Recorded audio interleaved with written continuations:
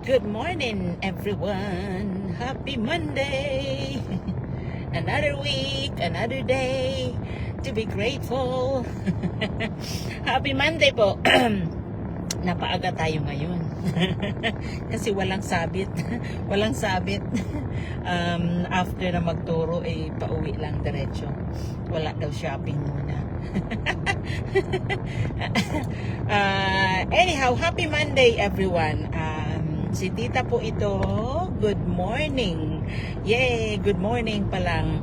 11:34 a.m. po dito sa Ontario, Canada. Good morning, good afternoon, good evening. Kung saan man po kayo sa mundo, I hope your life is amazing. Jane, thank you for watching. Kaka-live ko lang. Maraming salamat. Yeah, so anyhow, I hope life is good for you guys. You're happy, you're healthy, you're having fun and enjoying life, diba? Siguro nagtataka kayo, bakit kaya palagi na lang siya nasa nagda-drive kung mag-live. Nagra-rhyme Nagda-drive kung mag-live. Kasi parang kasi walang distraction sa akin. Ako lang kasi para ganun. Minsan kung kahit kasama ko si RJ is okay lang naman kasi hindi naman yun masyado makulit pagka nagda-drive kami. Hindi yun masyado makulit. But anyhow, happy Monday everyone. Another week, another gift of life, of course. Super ganda ng panahon. It's 16 degrees at sunny, talagang napakaganda ng panahon po dito sa Ontario, Canada. So blessing. Yeah. And anyhow, nilagay ko po diyan sa aking caption is lang tayo, casual conversation lang talaga tayo. Is I'm not saying na tawag nun na ito lang yung take ko, ito lang yung pananaw ko kung bakit hindi lahat ng tao is successful. At kahit I'm not talking about business lang, or I'm talking about life in general talaga. So yeah, so anyhow, because talagang gano'n naman kung bakit nga ba yung iba is parang ang gaan ng buhay, ang ganda ng takbo ng buhay, pero yung iba talagang hikahos, di ba? So, but anyhow, it all goes back talaga, for me, it all goes back kung ano yung mentalidad natin. Kung ano yung mentalidad natin, kung paano, Alma, thank you for watching, kung paano tayo, ano yung belief natin, kung paano tayo pinalaki, kung ano yung upbringing natin, nakaka-apekto din yan. Diba? Now, even na andyan tayo, even if yung upbringing natin ay medyo kung sa tawag nun, hindi maganda, we have the power to change it. Talagang tayo, kasi binigyan tayo ng Panginoon ng kanya-kanyang talento, kanya-kanyang tawag nun, may kanya-kanya tayong purpose dito sa mundo. So talagang nasa sa atin yun kung hahanapin natin kung ano ba talaga yung gusto nating makamit sa buhay, kung ano ba talaga yung nakakapagpasaya sa atin. Because for me, success is, thank you, ang aking kapatid ay nagwa-watch, panggabi ka din. Good evening, pauwi pa lang ako tawag nan. Thank you sa hearts. Pauwi pa lang ako, nagturo ako ng Aqua Fitness.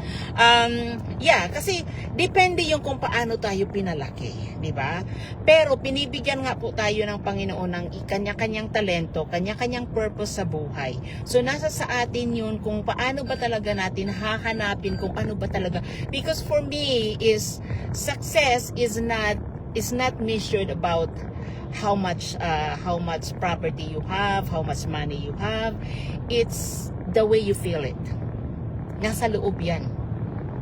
Kung ano yung makapagpasaya sa iyo. Kasi maraming tao na kahit hindi masyadong mayaman sa buhay, pero ang saya nila. Bakit sila masaya? 'Di ba?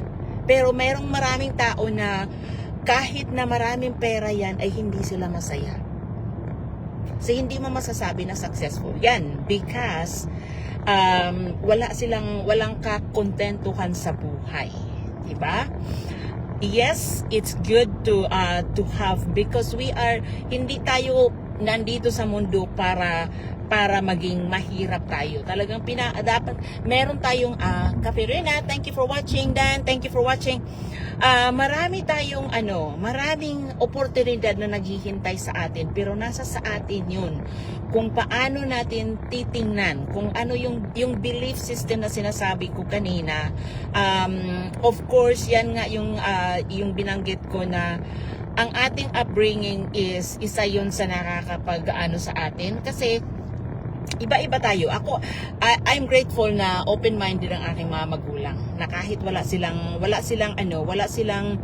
pinag-aralan. Ang tatay ko is grade 4 lang, ang nanay ko is grade 6 lang, pero malaki yung pangarap nila sa mga anak nila, kaya kami nakapagkolehiyo. So I am grateful for that. Pero talagang nasa sa atin yun na kahit na may natapos na tayo, hindi dapat tayo mag-stop doon kasi dapat nag-i-evolve tayo. Hindi yung porket yan ang ating kinagisnan is hanggang diyan na lang tayo. No, we have chance every single day to be better.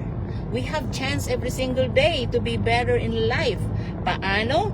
Then nasa sa atin yun ang ano diyan, kung sino yung mga kasama natin every single day. Kung sino yung sumusuporta sa atin. Kasi kung ang kasama natin every single kung tayo ay surrounded with people na mga negative, then wala tayong mapapala doon kung hindi puro negatibo din ang ilalagay nung sa utak natin, di ba? Magiging influencer. Di ba sabi nila, tell me who your friends are and I will tell you who you are. Di ba?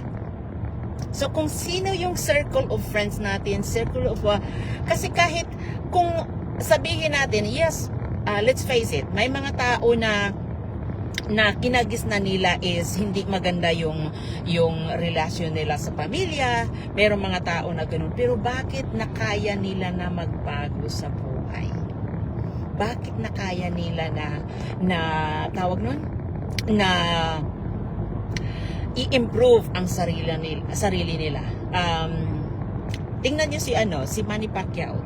Example na lang natin yan. Galing sa mahirap na buhay yan. Bakit siya naging milyonaryo? Bilyonaryo pa. Severina, thank you for watching. Bakit? It's because yung mindset niya ay hindi lang yung parang ano na lang, diyan na lang siya. Diba? Kahit na may edad na siya, he went back to school.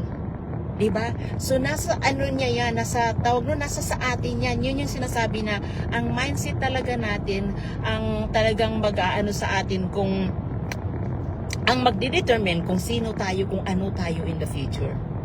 Kasi kahit nakagisnan natin na hindi maganda ang ating paligid, kaya nating baguhin yan sa sarili natin. Kaya yan. Diba? Hindi porke tapos na tayo meron na tayong trabaho, gusto natin ang trabaho natin, kaya pa rin natin na i-improve yan. It's not selfish, it's not being not content with what you have, with what you're earning. It's not that. Because the more na marami kang malalaman, the more na marami kang alam na gawin, is the more ka na makatulong. So let's say na lang, kung ikaw ay nagtatrabaho and then hindi mo ginagawa lang yung task mo, gumagawa ka rin ng task ng supervisor mo, gumagawa ka rin ng task ng manager mo, na hindi kapag binigyan ka pag inutusan ka ng ibang task, hindi mo sasabihin, no, it's not my job. You are open to learn more. You are open na malaman mo kung ano yung task ng supervisor mo, ano yung task ng manager mo. And guess what? In case na in case na mag-promotion yan, sinong mauunang mapopromote? Ikaw. Dahil you are willing to learn, you are willing to step out of your you're willing to step out of your comfort zone. You're willing to do more tasks than what you already have. nakikita yan ng superior mo, nakikita yan ng manager mo, nakikita yan ng supervisor mo. So, nasa sa atin yan, be open, hindi lang sa oportunidad. I'm not talking about this because of my business, but of course, that is how I learn. Ganyan ako, kaya ako na-promote noon sa work ko because I don't say no. Kung ano yung task na binibigay sa akin. Jillian, thank you for watching. Ang dami nyo guys. Maraming salamat na sinasamahan nyo ako. But anyhow, I don't say no. Na kahit hindi ko alam, I ask questions. Paano ba gawin to? Okay, I think I can do that. And then, they give me more. And then, until I got to the point na sabi sa akin ng manager ko, okay, i-promote na kita. Okay? And then yun, from supervisor, hindi ako nag-apply. From supervisor, pinomote din ako ng manager. Because nakikita nila kung ano yung willingness ko na matuto ako ng ibang task. Na matutunan ko na kahit wala diyan ang supervisor ko, they can trust me, I can run the team kahit na wala sila. Yeah? So yan yung ibig kong sabihin. So I'm not talking about this one na sinasabi ko na ako ay magaling or what. This is just my take. Okay, Mary Joy, thank you for watching. This is just my take and this is based on my experience as well. Kasi yun ang experience ko. Kaya tawag na, hindi porket nag-start ako dito as a nanny, nag-work ako as a housekeeper, pero alam ko sa sarili ko I can do more. Kaya yun ang ginagawa ko. Alam ko sa sarili ko. And then, kasi yun nga, curious ako. Willing ako na matuto. Willing ako na magpaturo. Yan yun. Mang Selly, thank you for watching. Yes, yun ang ko doon. Yan ang, basta open-minded lang talaga tayo. Marami tayong makakamit sa buhay. At kahit na andun ako, nung makita ko ang business opportunity na ito, is busy din ako. Busy ako sa work ko dahil manager na ako. Noon, nagtuturo pa ako ng fitness classes. Busy sa anak ko. But I still give time to myself. Ginagawa ko pa rin, inuumpisahan ko pa rin kahit na katiting lang yung oras ko. Ginagawa ko pa rin because I want more time para sa pamilya ko. Kaya yun, nangyayari na ngayon. Diba? So, bottom line talaga is nasa sa atin yun because there are lots of people as well na nandito na sa negosyo na ito na hindi nagsasakit. Nabubulol na ako. Hindi nagsasaksit. At Elvira, thank you for watching. It's because yun, kumbaga, meron kasing time na para tayong gumagawa tayo ng desisyon through impulse. Meron namang iba na talagang super cautious, na talagang super skeptical, na kahit alam nila na maganda ang potential is pinapairal pa rin ang takot. So no, you're living life in fear. Hindi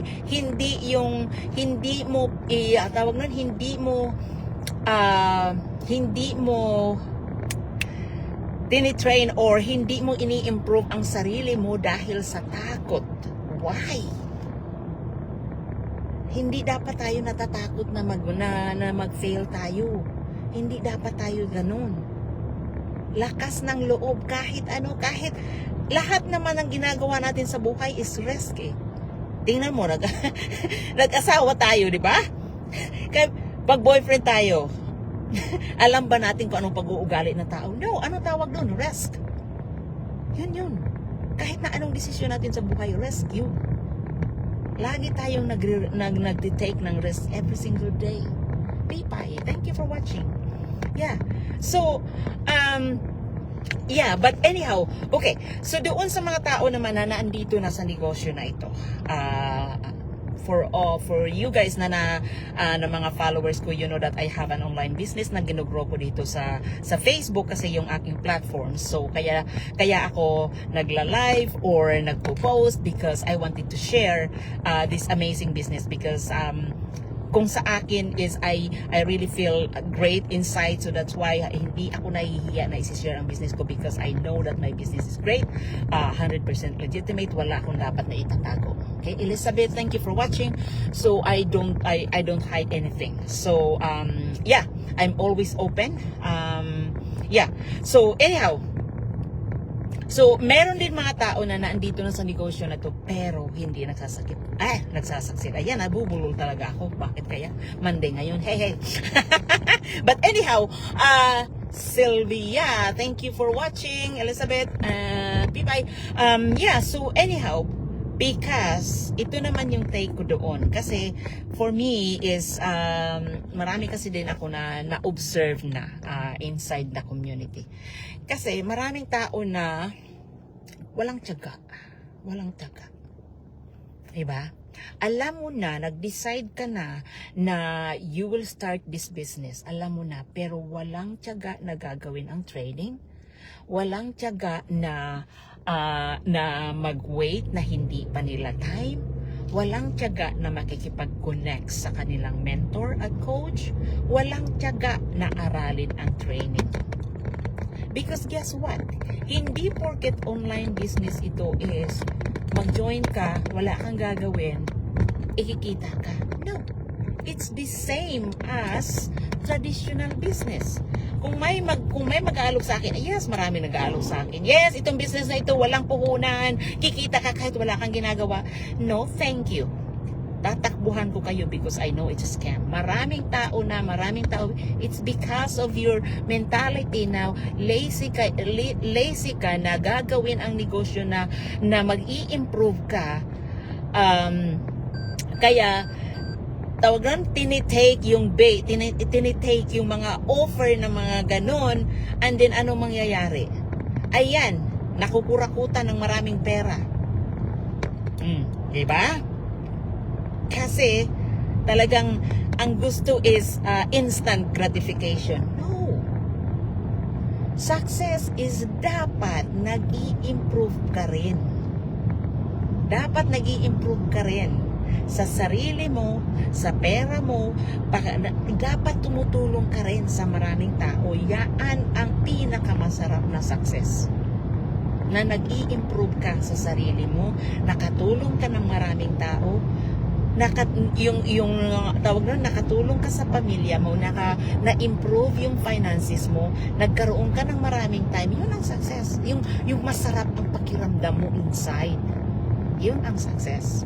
Hindi yung uupo ka lang, instant, para ka nanalo ng loto pa. Kaya ang dami-daming nananalo ng loto na bumabalik sa pagkamahirap. Bakit?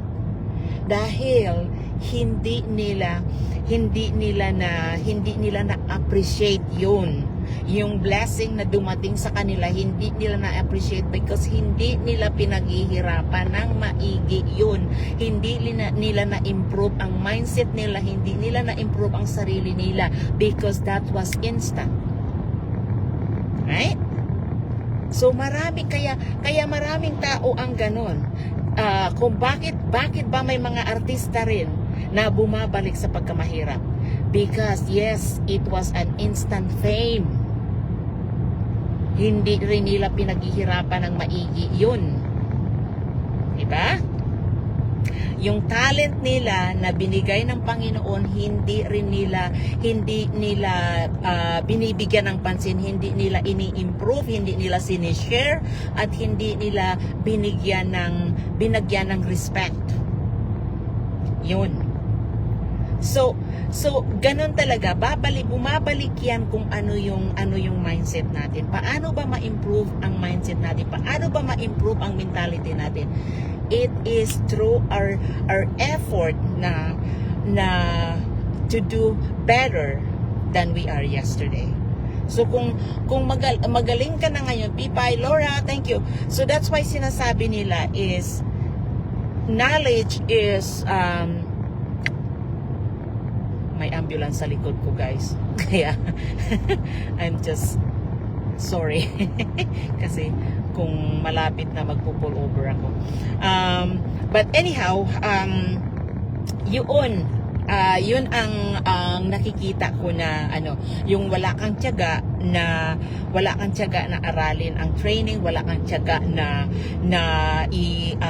tawag nun, na makipag-connect sa coach mo, sa mentor mo, because in this business hindi kayo mag-iisa, nandito kami para tulungan kayo, i-guide kayo, ganun yun.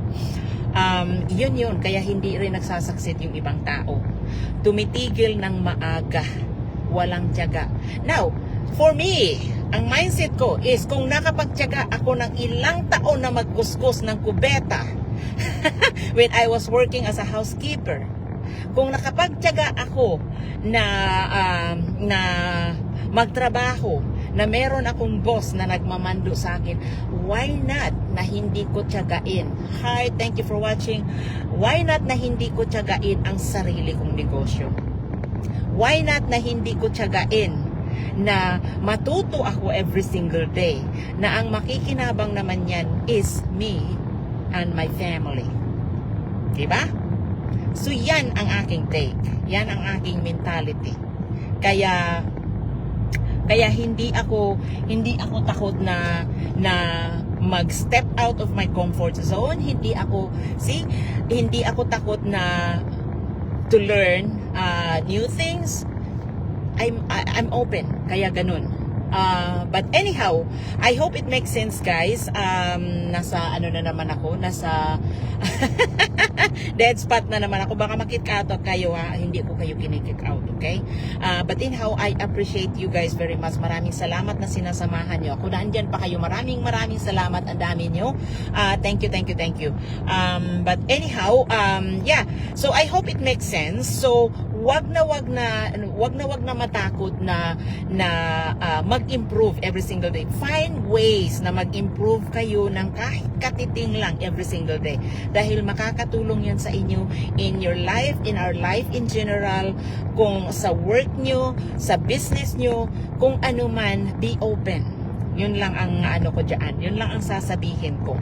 Para kung yung mas magaan kasi yung pakiramdam, mas magaan yung pakiramdam nyo at mas marami kayong magiging open na oportunidad kung marami tayong ma-learn.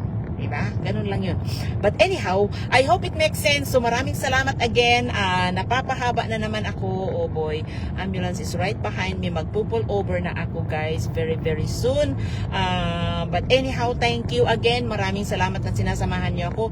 Enjoy the rest of your week. Enjoy the rest of your Monday. And God bless everyone. Take care. And maraming salamat. Ingat po. Thank you.